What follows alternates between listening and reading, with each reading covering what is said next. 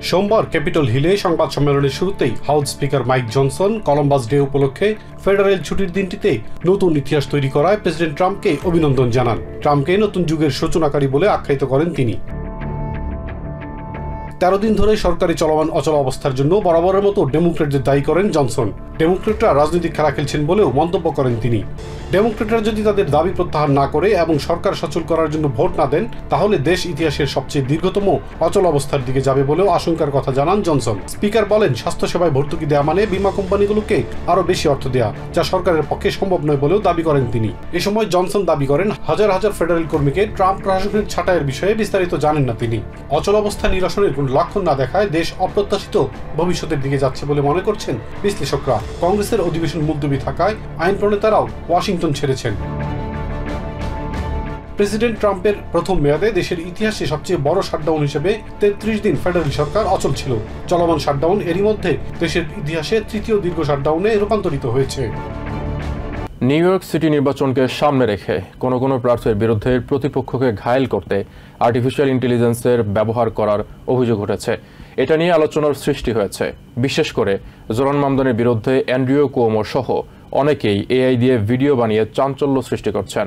নির্বাচনী বিজ্ঞাপন নির্মাণে এআই এর ব্যবহার নিয়ন্ত্রণে বিল প্রস্তাবের কথাও বিবেচনা করছেন স্টেট অ্যাসেম্বলি মেম্বাররা। রাজনৈতিক বিশ্লেষকরা মনে করছেন, তরুণ ভোটারদের প্রভাবিত করতে সোশ্যাল মিডিয়ার ব্যবহার বাড়াচ্ছেন প্রার্থীরা। প্রাইমারি নির্বাচনের আগে অ্যাসেম্বলিম্যান জোরান মামদানি সোশ্যাল মিডিয়ায় ঝড় তুলে সবাইকে তাক লাগিয়েছেন। খুব সহজে তরুণ ভোটারদের কাজে লাগিয়েছেন তার নিজের পক্ষে। অনলাইনের পাশাপাশি বর্তমানে তার পক্ষে 80,000 ভলান্টিয়ার কাজ করছে বলেও দাবি করেছে মামদানির ক্যাম্পেইন। সোশ্যাল মিডিয়ায় মামদানির সাফল্যকে এইবার তারই বিপক্ষে ব্যবহার করছেন অন্য প্রার্থীরা। তবে সেখানে তারা ব্যবহার করছেন নানা এআই প্রযুক্তি। অ্যান্ড্রিউ কুয়োমোর ক্যাম্পেইন সম্প্রতি এআই ব্যবহার করে একটি বিজ্ঞাপন প্রচার করেছে, যেখানে কুয়োমোকে সাবওয়ে চালক থেকে শুরু করে নানা চরিত্রে কাজ করতে দেখা যাচ্ছে। প্রতিদ্বন্দ্বিতা থেকে সরে যাওয়ার আগে আরেক প্রার্থী এরিক অ্যাডামসও মামদানি নির্বাচিত হলে নিউ ইয়র্ক একটি ধ্বংসস্তূপে পরিণত হওয়ার এআই ভিডিও প্রচার করেছেন। তবে এক কাঠি বেড়ে মামদানিকে নানা হাস্যকর কার্টুন চরিত্রে ফুটিয়ে তুলে এআই ভিডিও বানিয়েছেন প্রাইমারিতে তার বিরোধিতা করা হোয়াইটনি টিলসন। নির্বাচন সহ বিভিন্ন বিষয়ে আগামী দিনে এআইয়ের ব্যবহার আরও বাড়বে। এক্ষেত্রে নীতিমালা প্রয়োজন বলে মনে করছেন প্রযুক্তি বিশেষজ্ঞরা। এআই এর ব্যবহার যখন আমরা ক্যাম্পেইন বা যে কোনো পলিটিক্যাল ক্ষেত্র হবে বা অন্য ক্ষেত্র হবে, সেক্ষেত্রে ইতিবাচক এবং নেতিবাচক দুইটাই হতে পারে। তবে হ্যাঁ, এটা নিয়ে এরকম অনেক কাজ হচ্ছে এবং আমি মনে করি স্টেট বা গভর্নমেন্টের নিয়ম অনুযায়ী এটাকে অবশ্যই এটাকে নিয়ন্ত্রণে রাখা সম্ভব। সোশ্যাল মিডিয়ার ব্যাপক এই ব্যবহার মূলত আগামী নির্বাচনে তরুণদের বেশি প্রভাবিত করবে বলে মনে করছেন রাজনৈতিক বিশ্লেষকরা। এই ট্যাকটিক্সটা ইউজ করার কারণে আপনি এইবার দেখছেন প্রচুর ইয়াং জেনারেশন ওকে ভোট দিছে। 18, 19, 20, 21, 22 এরা তো খুবই বেশিরভাগ মামদানিকেই ভোট দিছে। দিন বদলায়, প্রচারণার মাধ্যমও বদলিয়েছে। এখনকার জীবন হচ্ছে পুরাপুরিভাবেই গ্যাজেট নির্ভরশীল এবং ইয়াং জেনারেশন, ইয়াং ভোটার্স তারা সব কিছু দেখতে থাকে। সেই জন্য আমি মনে করি যে এটা ট্র্যাডিশনাল ওয়েতে গেলে অনেকখানি প্রচারণা আসলে লস্ট হয়ে যায়, হারিয়ে যায়। সেখানে আমরা সোশ্যাল মিডিয়াতে অনেক বেশি কানেক্টেড হতে পারি এবং কানেক্টেড হতে পারলে নির্বাচনী প্রচারণা আসলেই অনেক বেশি ইফেক্টিভ বা ইম্প্যাক্ট রাখতে পারবে ভোটারদের মধ্যে। তবে এসবের বাইরে গিয়ে নিজেদের প্রচারণায় এআই এর মাধ্যমে মিথ্যে তথ্য ছড়ানোর অভিযোগ উঠেছে বেশ কয়েকজন প্রার্থীর বিরুদ্ধে। রিপাবলিকান সিটি কাউন্সিল প্রার্থী জোনাথন রিনালডি এআই ব্যবহার করে প্রচার করছেন তাকে কুয়োমো এবং কুইন্স কাউন্সিলম্যান রবার্ট হল্ডন এন্ডোর্স করেছে। অন্যদিকে তার প্রতিদ্বন্দ্বী কাউন্সিলম্যান লিন সুলমিনকে এন্ডোর্স করেছেন মামদানি। এআই এর মাধ্যমে ভুল তথ্য ছড়ানোর বিষয়ে তাই স্টেট অ্যাসেম্বলিতে একটি বিল উত্থাপনের কথা বলছেন অ্যাসেম্বলিম্যানরা। স্টেট সেনেটর ক্রিস্টিন গঞ্জালেস জানিয়েছেন এআই অ্যান্ড পলিটিক্স নামে একটি বিল আনতে যাচ্ছেন তারা।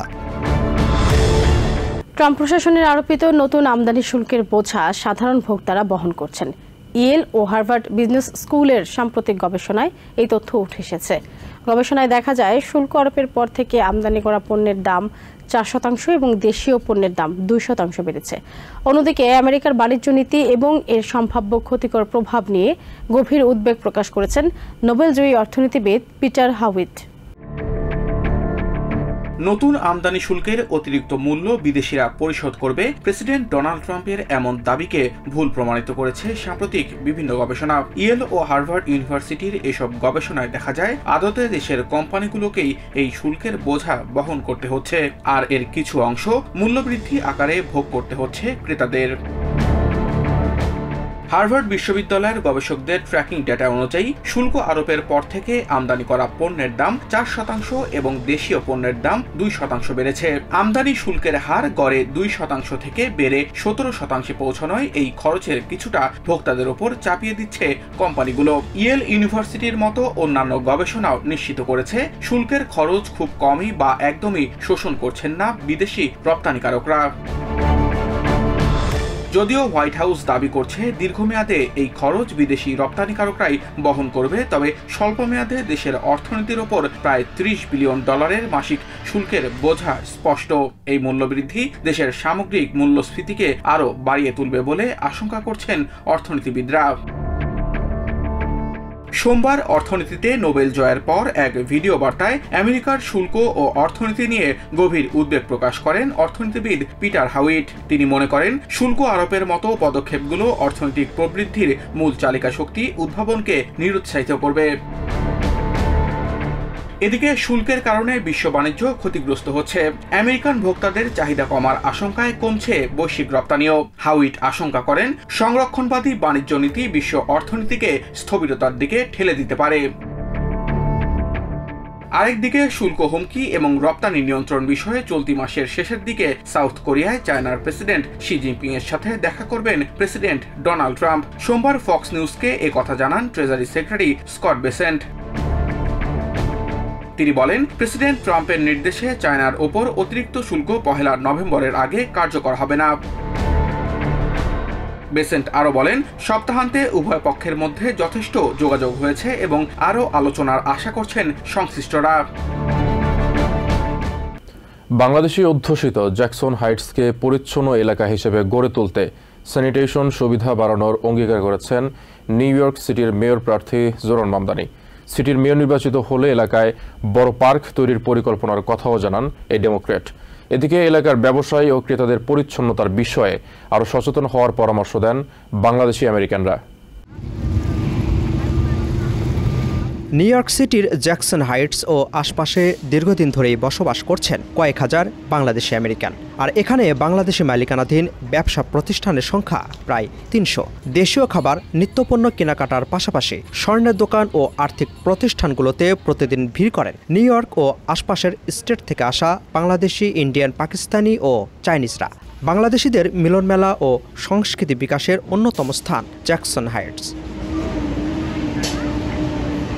ছোট জায়গায় অত্যাধিক মানুষের চাপে এখানকার স্যানিটেশন ব্যবস্থা বর্তমানে অনেকটা হুমকির মুখে। সিটি থেকে যথাযথ ব্যবস্থার অভাবে এখানকার পরিচ্ছন্নতা নিয়ে অভিযোগ সিটিবাসীর। This area is nice. I like how, easy it is to get to everywhere or anything. This is a little crowded, but it's New York, so what are you going to do about it? এখানে বাংলাদেশের যে গুলিস্তান আছে, গুলিস্তানের মতো এই জায়গাটা কুড়িয়ে পাবেছে। বিশেষ করে পান খায়া, সিগারেট খায়া, থুতু খাওয়া, এটা কিন্তু আমরা সামাজিকভাবে ডিসক্রিমিনেশন হইতেছি। সব ময়লা আবর্জনা ফেলে রেখে চলে যায়। This is a very vital. Traffic নিয়ম ভঙ্গ করার পাশাপাশি যানজট এখানে নিত্যদিনের সমস্যা হয়ে দাঁড়িয়েছে, যেখানে সেখানে গাড়ি পার্কিং করার ফলে ভোগান্তিতে পড়েছেন আগতরা। আমরা আসলে আজকে এসেছি পেনসিলভেনিয়া থেকে, এই তো বাংলাদেশির একটু গ্রোসারি করার জন্য, একটু বাংলাদেশের খাবার জন্য, কিন্তু এখানে এসে একটু অন্যরকম লাগছে, কারণ রাস্তাঘাট কেমন, obviously it's new York city, so it will be jam and traffic. এই এরিয়াতে পার্কিং পাওয়া অনেক কষ্টকর। আমি একদিন এখানে গাড়ি পার্ক করতে এসে প্রায় 30 থেকে 45 মিনিট আমি ড্রাইভিং করেছি কাজ থেকে এসে। এদিকে মেয়র নির্বাচিত হতে পারলে জ্যাকসন হাইটস নিয়ে নিজের পরিকল্পনার কথা জানান Democrat primary Joyee Zoran Mamdani. For Jackson Heights, what I've also heard that often hasn't been covered as much are two concerns: parks, sanitation. I've heard concerns around cleanliness, whether it be in Jackson Heights or across the city. And what we found is that too often the city's response when it's facing any issues of the budget is to say, under this administration, they look to actually take garbage cans off the streets. They look to decrease sanitation collection. এলাকাটিকে সবুজায়নের মাধ্যমে আরো বাসযোগ্য করার কথাও বলেন এই mayor প্রার্থী। And I knew that Traverse Park was the only place that many could go. And what we need is an expansion of green space, especially in the outer boroughs. Because there's too many New Yorkers who live too far away from a park such that they have to live in too small of an apartment and they can't take their child anywhere to enjoy themselves, to breathe, to run, to play, to be a child. প্রবাসী বাংলাদেশিদের দৃষ্টি এখন মামদানির প্রতিশ্রুতির দিকে।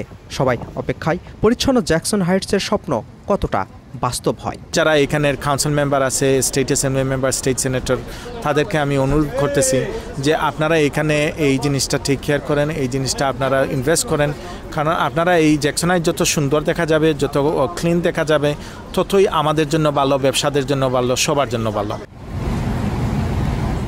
গাজাকে Hamas মুক্ত করা না গেলে মধ্যপ্রাচ্যের শান্তি প্রক্রিয়া চূড়ান্তভাবে ব্যর্থ হবে বলে মনে করছেন কূটনীতি বিশ্লেষকরা।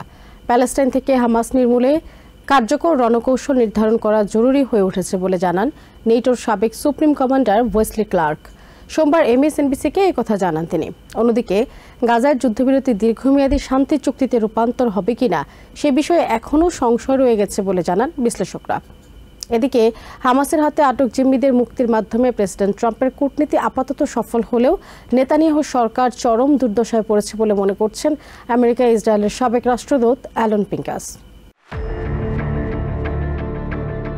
ইসরায়েল ও হামাসের মধ্যে হওয়া যুদ্ধবিরতি চুক্তির নথিতে প্রেসিডেন্ট ডোনাল্ড ট্রাম্প এবং অন্য দেশের নেতারা স্বাক্ষর করেছেন। ইজিপ্টের শার্ম আল শেখে শান্তি সম্মেলনের উদ্বোধনী বক্তব্য শেষে সবার আগে ট্রাম্প এই নথিতে স্বাক্ষর করেন। স্বাক্ষরিত নথি সম্পর্কে বিস্তারিত জানা না গেলেও প্রেসিডেন্ট ট্রাম্প বলেছেন গাজায় যুদ্ধবিরতি কার্যকর থাকবে। গাজায় যুদ্ধবন্ধে ট্রাম্প সহ বিশ্ব নেতাদের প্রশংসা করেন সাবেক deputy assistant state secretary Joel Rubin. তবে শান্তি প্রক্রিয়া অব্যাহত রাখতে গাজার বাসিন্দারা বড় ভূমিকা রাখবেন বলে মন্তব্য করেন এই কূটনীতি বিশ্লেষক। গাজায় যুদ্ধবন্ধে বিশ্ব নেতাদের ভূমিকাকে ঐতিহাসিক এবং নজিরবিহীন আখ্যা দিয়ে রুবিন বলেন, এখন গাজার বাসিন্দাদেরকে সিদ্ধান্ত নিতে হবে তারা হামাস মুক্ত জীবন চাইবেন কি না। হামাসের মতো সন্ত্রাসী সংগঠনের কারণে গাজার বাসিন্দারা ভয়ানক ঝুঁকিতে আছেন দাবি করে তিনি বলেন, গাজার পুনর্গঠন কার্যক্রম যেন হামাসের হাতে না যায় সেই লক্ষ্যে বিশ্বের সব দেশই তাদের অবস্থান জানিয়েছে। এদিকে গাজায় যুদ্ধবিরতির সুযোগে হামাস আবারও নিজেদের শক্তি সঞ্চয় করতে পারে বলে মনে করছেন নেটোর সাবেক সুপ্রিম কমান্ডার ওয়েসলি ক্লার্ক। তিনি বলেন, আগামী কয়েকদিনে হামাস সদস্যরা সক্রিয়ভাবে বিরোধীদের দমনের চেষ্টা চালাবে। ইতিমধ্যেই একাধিক ঘটনার মাধ্যমে সন্ত্রাসী সংগঠনটি তাদের এমন ইচ্ছার কথা জানান দিয়েছে বলেও মনে করেন তিনি। প্যালেস্টাইন থেকে হামাস নির্মূলে কার্যকর রণকৌশল নির্ধারণ করা জরুরি হয়ে উঠেছে বলেও জানান তিনি। এদিকে গাজায় যুদ্ধবিরতি দীর্ঘমেয়াদী শান্তি চুক্তিতে রূপান্তরিত হবে কিনা সে বিষয়ে এখনও সংশয় রয়ে গেছে বলে জানান সাবেক আন্ডার সেক্রেটারি অব স্টেট রিক স্টেঙ্গেল। প্যালেস্টাইনের শান্তি আলোচনা অনেকটা ঘোড়ার আগে গাড়ি জুড়ে দেওয়ার সাথে তুলনা করেন এই কূটনীতি বিশ্লেষক। তবে প্রতিশ্রুতির বোঝা চাপিয়ে কাজ হাসিলের চেষ্টায় প্রেসিডেন্ট ট্রাম্প বেশ কয়েকবার সফল হয়েছেন বলেও জানান তিনি। আমেরিকায় নিযুক্ত ইসরায়েলের সাবেক রাষ্ট্রদূত মিকায়েল ওরেন জানান, গাজা থেকে হামাসের মতো সন্ত্রাসী সংগঠনকে পুরোপুরি নির্মূল না করা গেলে শান্তি প্রক্রিয়া চূড়ান্তভাবে ব্যর্থ হবে।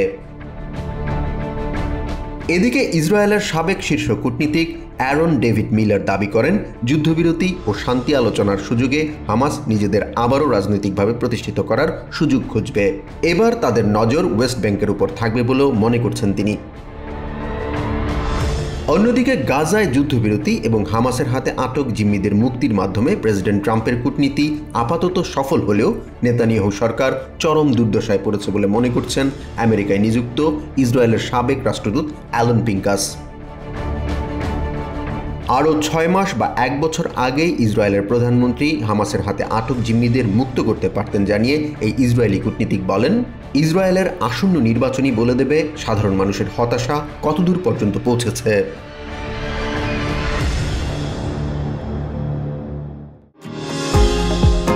নিউ ইয়র্ক থেকে সম্প্রচারিত TVN 24 টেলিভিশন বিশ্বজুড়ে বাঙালির কণ্ঠস্বর।